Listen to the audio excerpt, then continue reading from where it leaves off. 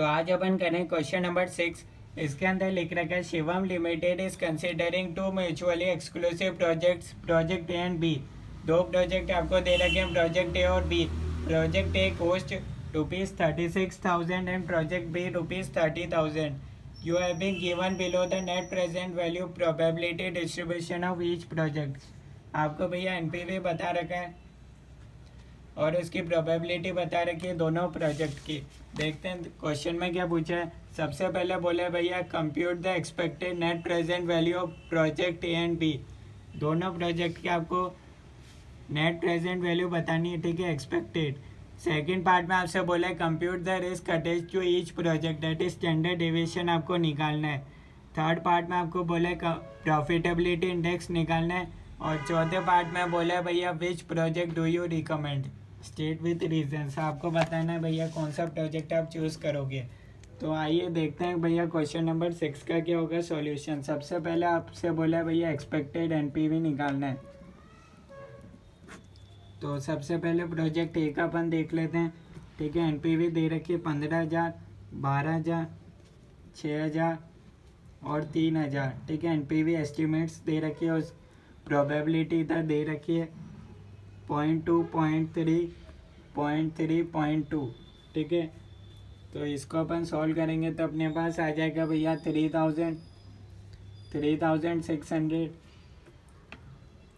1,800 और 600। इसकी टोटल कर लेंगे तो अपने पास आ रहा है भैया 9,000।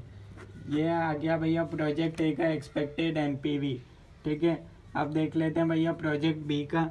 उसके लिए दे रखा है भैया 15,000, 12,000, 6,000 और 3,000। ये एनपीवी एस्टिमेट्स दे रखा है और प्रोबेबिलिटी आपको गिवन है 0.1, 0.4, 0.4, 0.1।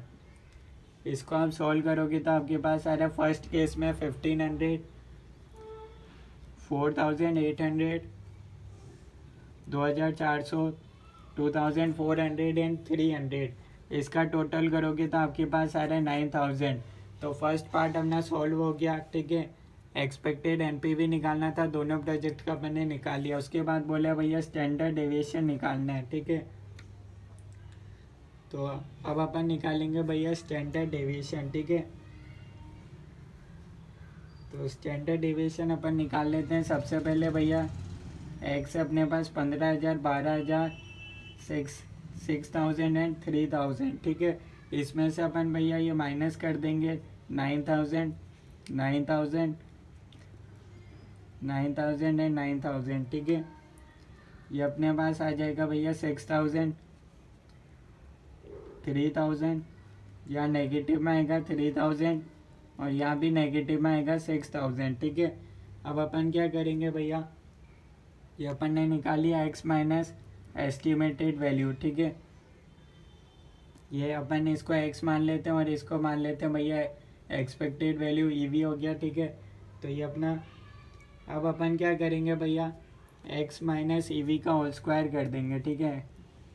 ये अपन ने निकाला ना, इसको अपन होल स्क्वायर कर देंगे। 6,000 का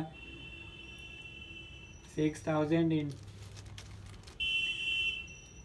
एक्स था अपने पास भैया 15,000 और ईवी का होल स्क्वायर हो जाएगा, ठीक है। एक्स माइनस ईवी का होल स्क्वायर यानी कि 6,000 इंटू 6,000।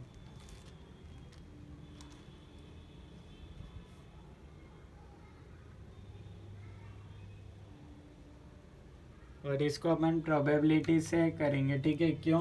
क्योंकि यहाँ दे रखा है भैया सेकेंड पार्ट में आपको दे रखा है risk attach to each project, standard deviation आपको निकालना है ईच प्रोबेबिलिटी डिस्ट्रीब्यूशन, ठीक है। तो यहाँ अपन को प्रोबेबिलिटी का भी वेटेज लेना पड़ेगा, ठीक है।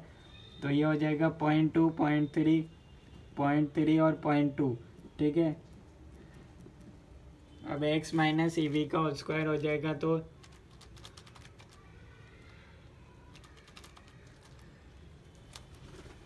तो ये हो जाएगा भैया 6,000 का होल स्क्वायर, 3,000 का होल स्क्वायर, 3,000 का होल स्क्वायर, 6,000 का होल स्क्वायर, ठीक है। तो ये फर्स्ट केस में अपने पास आ रहा है 72 लाख, 27 लाख, 27 लाख, 72 लाख, ठीक है। टोटल इसका हो जाएगा 198 लाख, ठीक है। अब स्टैंडर्ड डेविएशन हो जाएगा भैया 198 लाख, तो ये अपने पास आ रहा है भैया 449.71, ठीक है। अब अगर आपको वेरिएंस भी निकालना है तो वो हो जाता है स्टैंडर्ड डेविएशन का स्क्वायर, यानी कि इसका स्क्वायर, यानी कि एक ही बात हो गई। 198 लाख हो गया वेरिएंस और स्टैंडर्ड डेविएशन हो गया 449.71, ठीक है। प्रॉफिटेबिलिटी इंडेक्स भी आपको निकालना है तो इसका फॉर्मूला होता है भैया present value of cash inflow divided by present value of cash outflow, ठीक है। तो ये आपके पास होगा भैया 9,000 प्लस 36,000, ठीक है। ये 9,000 इधर था प्लस प्रोजेक्ट ए की cost the 36,000 divided by total हो जाएगा 36,000 कैश आउटफ्लो। ये है भैया एनपीवी प्लस इनिशियल इन्वेस्टमेंट, इसको आप यूँ लिख सकते हो, ठीक है।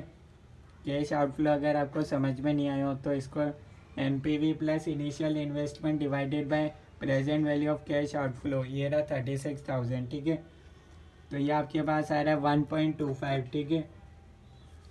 तो ये तो अपन ने निकाल लिया भैया प्रोजेक्ट ए का निकाल लिया, ठीक है। अब अपन ने को प्रोजेक्ट बी का भी स्टैंडर्ड डेविएशन निकालना पड़ेगा, ठीक है।